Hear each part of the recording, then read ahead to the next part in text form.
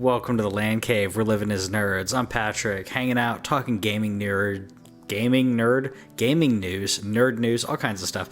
Even when I get a second try for something, I still will flub those lines all the time. Anyways, if you haven't already, you should subscribe to us on YouTube.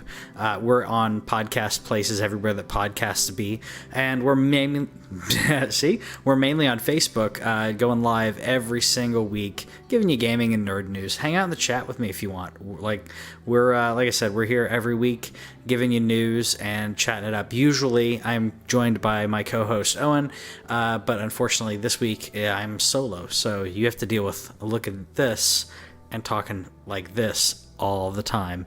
Hope you enjoy me rambling and flubbing everything, because that's what happens. This week, so we didn't get a lot of news last week. This week, not last week we did though, so we're gonna catch up on that. Also, Rick and Morty coming out on Sunday. Happy about that. I know there's quite a few people who've been looking forward to this. We have waited over 2 years for new Rick and Morty. Like anything else, I'm just happy if whatever comes out is good. I'm okay with waiting. I can wait some 2 years or so if it's good. So I'm excited. I'm hopeful. I love Rick and Morty. I'm excited about that, and been playing some Diablo 2 because ever since we got some news. Since we got some news about the Diablo universe, I've been playing some Diablo 2 because this is still one of the best games ever. We're getting rumors that they were going to have a remaster of Diablo 2. Didn't hear about it yet. Still holding out hope that that's going to happen at some point. But we did get Diablo 4 announced, which, like I said, we had this leaked quite a while ago that it was going to be a thing. We didn't know how soon they were going to actually announce it, how far we are along, and they haven't rolled out some serious dates yet. But this was announced at Blizzcon last week. This was one of the big stories from BlizzCon, if not the biggest in my opinion. The other one, which I'm sure will make them lots of money, is Overwatch 2. I have thoughts about Overwatch 2. And thankfully, developers have the exact same thoughts as me. They were in, and I'm going to bounce back to Diablo in a minute, but I just really wanted to talk about this as well. The developers were talking about Overwatch and talking about, basically, they were basically saying that that sequels are hard to do, and they're hoping to kind of redefine what a sequel is. It makes them nervous. You got something that's making you tons of money, and so many people are liking it. It's the same thing with World of Warcraft. Like, why do you change it? Why should you change it? Why just add more good stuff to the thing you're doing? I'm hoping that's what we're getting here, where you're going to have to pay for Overwatch 2, but I'm hoping that we get that you get all of the goodness that we like, as well as some additions. I'm sure there will be differences. I'm sure there will be changes. I know there's cosmetic stuff changed. There's a lot of new modes. I'm not a big Overwatch player, but we're still getting the 6v6 and everything. They're gonna have a new PvP mode called Push with new maps. It's kind of a symmetrical map type, which is pretty cool. But we also have hero missions and a lot of RPG kind of mechanics involved that I think is really cool for people who want to play solo, who want to enjoy it. I think it opens it up for people who when playing the original Overwatch realized this is really difficult. Owen in the comments saying he's down with PvE Overwatch. I'm totally down with that. Owen also commented asking if I'd seen the Death Stranding ad for Rick and Morty. No, I haven't, and now I need to watch it. I'm gonna have to put that on my list. But yeah, I think that PvE Overwatch, I think this is really cool. I may pick it up. I'm at least gonna rent it to try it out. Like I said, I bought the original Overwatch. I like it for what it is, but I realized that I'm going to have to put in so much time to actually be good at it, and it wasn't fun for me losing all the time. I know it's more about playing with friends. It's more about finding a team, communicating, and you get better. I just was not digging it. It's not my thing. It's a good game, just not my thing. Diablo, on the other hand, Diablo's totally my thing. So I was really glad to hear that we're getting Diablo 4, and we're going back to they call it, more darker, grittier world. You can tell just by looking at the visuals here that it's not the bright, cartoony look. By the way, those are your starting three of the 5 starting classes: barbarian, sorceress, and druid. I'm gonna throw in there that I think that necromancer is going to be in here. At least I hope. I didn't think the witch doctor was bad, but I'd really like to see necromancer have a return. I'd like to see some type of paladin class, but I feel like with the sorceress and the druid, we already have a lot of magic. So I don't know. It's going to be interesting to see if we're going to have something more roguish or what we're going to bring to the balance. This is also a little different than the other Diablos because this has a persistent world that everything lives in. It's almost a it's almost an MMO. Which I know people are arguing that Diablo 3 is an MMO. It's not. This one has a shared world, though, where they said that you would be going around the world and see other people.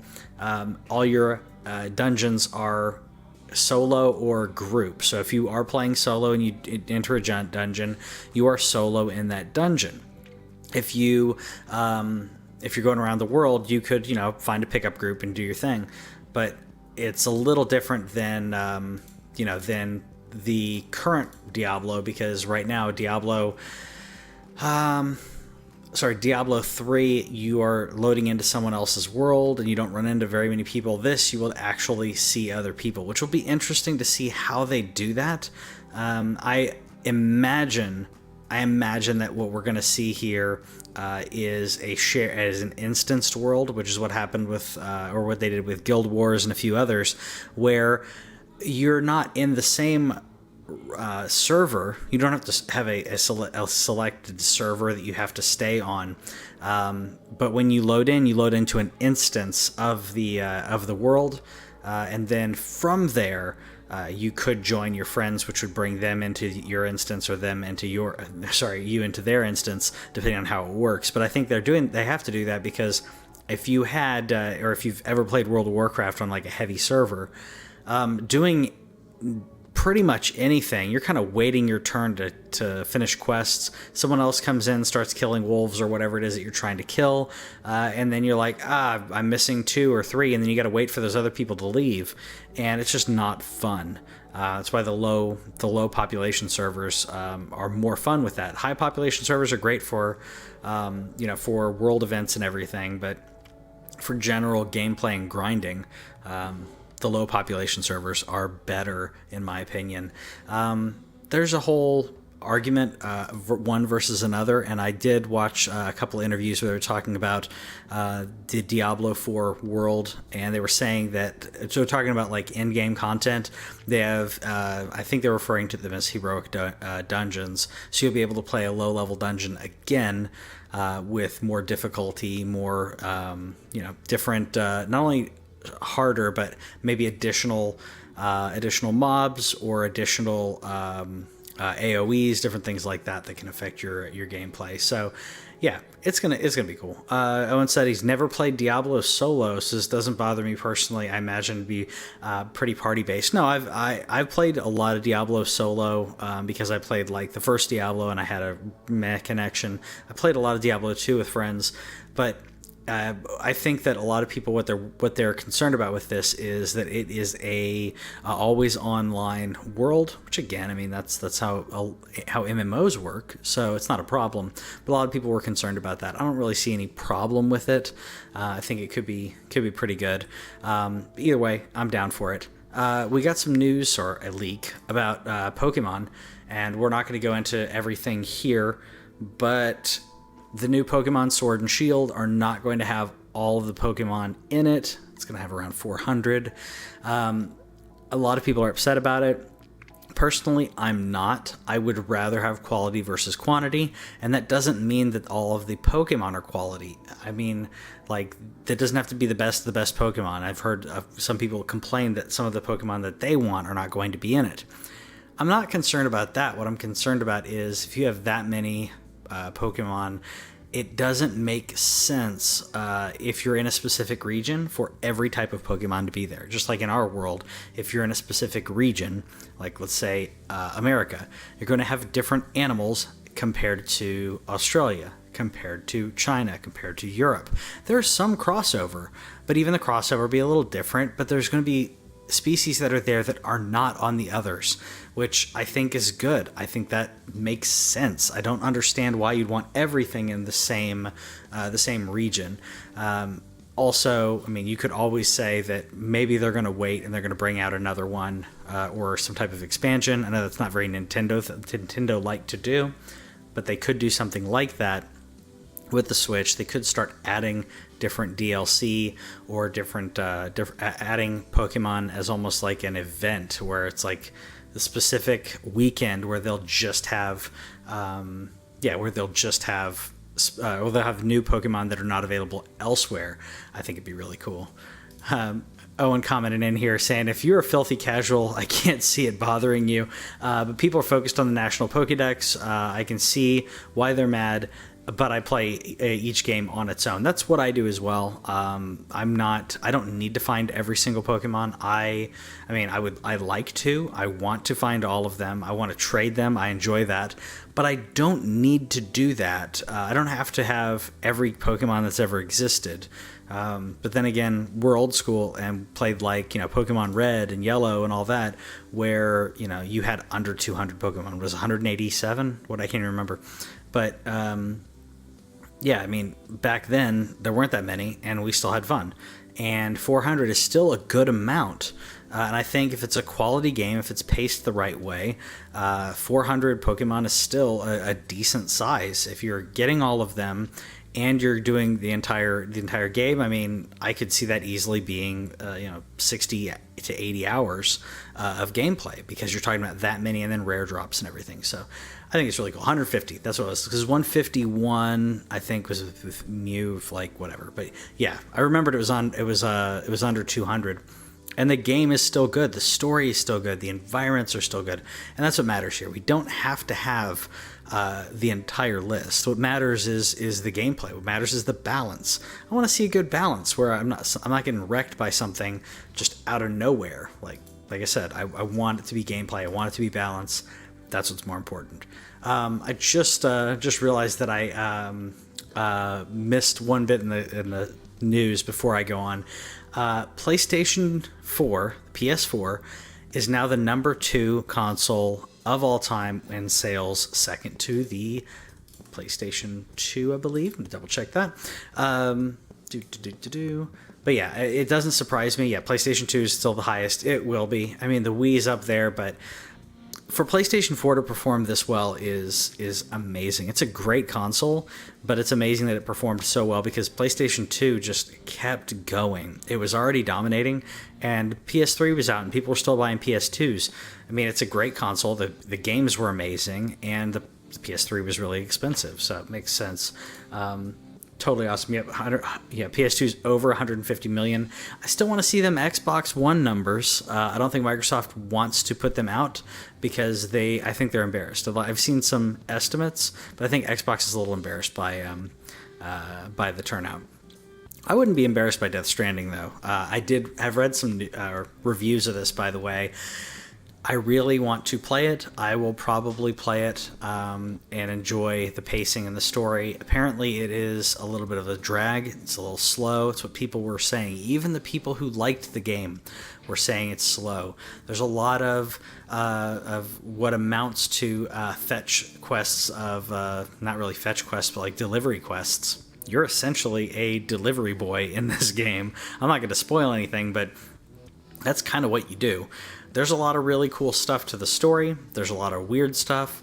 Apparently like I said, I'm not going to spoil anything. I've listened to a ton of reviews, nothing too spoilery, but Owen said play it so Owen doesn't have to when we talk about Game of the Year. Yeah.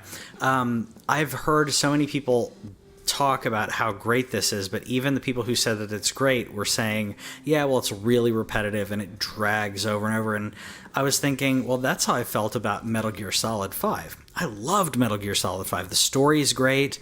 The missions had some really fun stuff, but there was so much of it that I'm like, I know I'm going to play, because you could look at the missions, you could say, oh, well, I know I'm going to throw in another 3 or 4 hours of gameplay that is going to be maybe a little repetitive. Maybe it has some fun stuff, and I find some cool, some interesting dynamics in there, and I make myself laugh by doing certain things. Like Metal Gear, I would, just deciding to do specific missions where I'm using I can't remember what it's called. It's the thing that like pulls.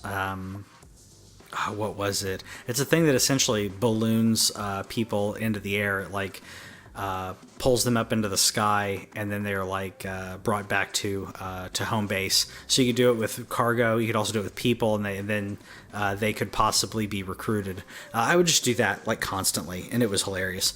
But with this, yeah, I've heard that the gameplay can be repetitive, but at the same time, you can look at where the mission is going to take you and the path it's going to take you on, and you can analyze that and say, well, do I want to kind of be safe and go slow and do a lot of like hiking and using ladders, or do I want to be a little bit more adventurous and get it done quick? And I think that's cool to even in that balance, giving it giving you a way to go through and choose, because Kojima loves his stealth. He loves his stealth, but at the same time, he knows that not everyone likes stealth, and you need to have other viable options. Yeah, graphics are gorgeous. Whitney said she thought it was meh. I think she's just being really critiquing them, mostly in the facial animation, which I thought was pretty good. I think that they're limiting a lot of the hair stuff, which is honestly good in video games. Hair is so hard to do well, that I'm glad that they limited only a certain amount of characters that have that flowing hair, because it's harder to do. His can kind of stay where it is, and it's fine. It's kind of slicked back a lot. Amazing cast on this, though. That's one of the reasons I need to see it. I heard the story is great. Like I said, I'll probably go into like a spoilery discussion about it with Owen.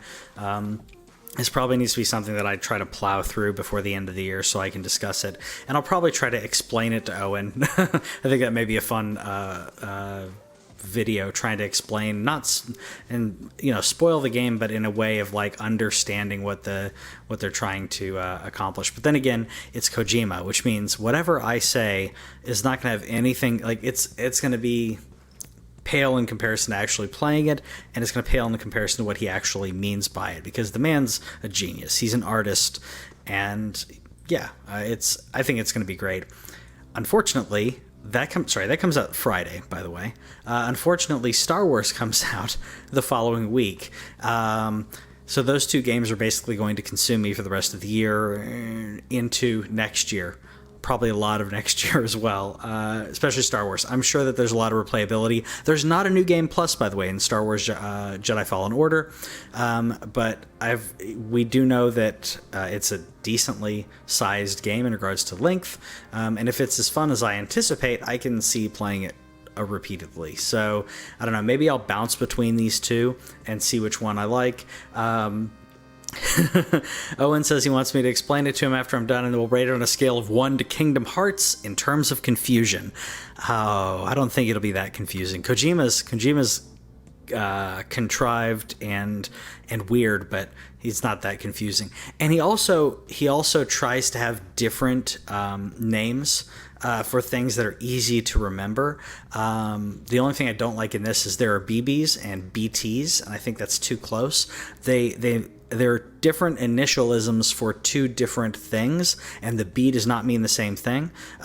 Usually he likes to keep the terms separate where it's a different first letter, which makes it a lot easier. It's a classic writing thing where if you're writing a bunch of characters, you use different first letters for their names, so it's easy for you to remember them. So it's not a Chuck and a Charlie and a whatever. It just gets confusing. So anyways, next week we'll talk more about this, because I'll probably buy it and play a little bit.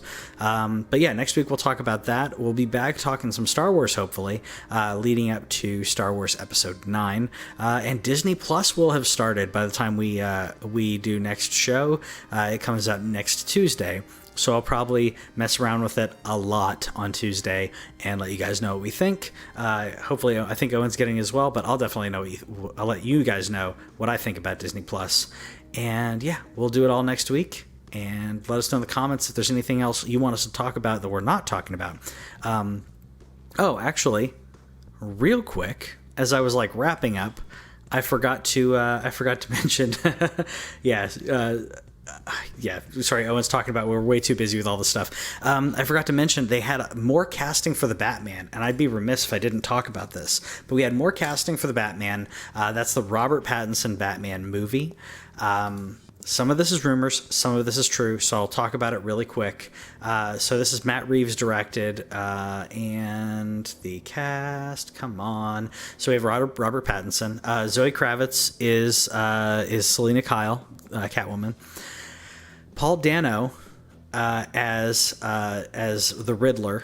They listed him as Edward Nashton, which I'm curious about the name on that because I don't remember if that was one of his names. I'll look. I'll be honest, I can't remember, but I'll look that up.